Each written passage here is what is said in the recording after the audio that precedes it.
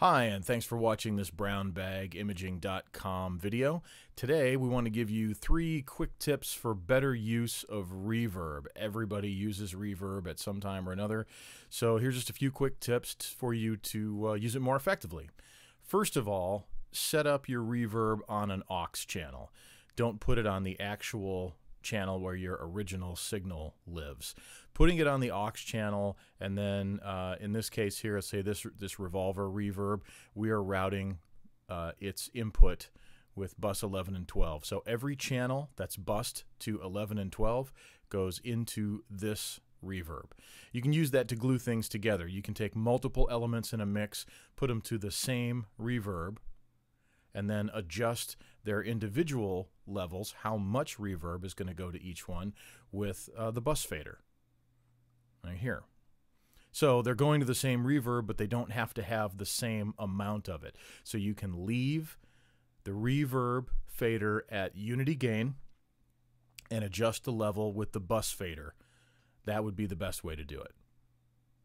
All right, so that's first. Second is when you're using presets on a reverb plugin, they're not all exactly ready to go as is. For instance, if we call up this TrueVerb and let's say we go to just any preset, look at this button right here where it says direct.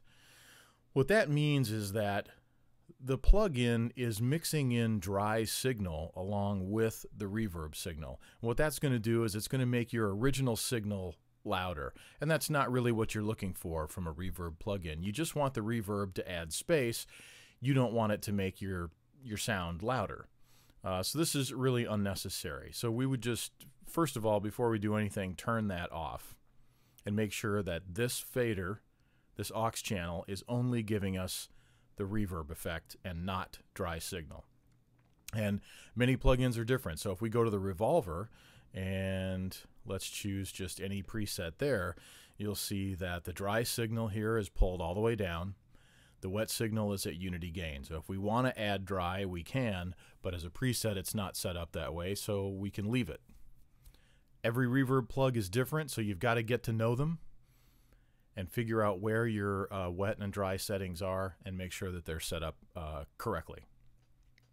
Third is the fact that when you do use a reverb, you are going to add some color to your sound. And by color, I mean there are going to be some artificial high and low frequencies that may be added along with the reverb to your original sound.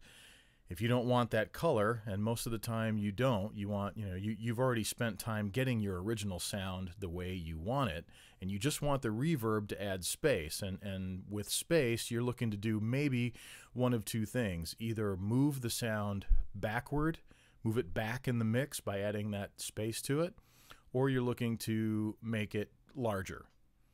To make it larger, use shorter reverbs. To move it back, use a longer reverb. Just very general rules.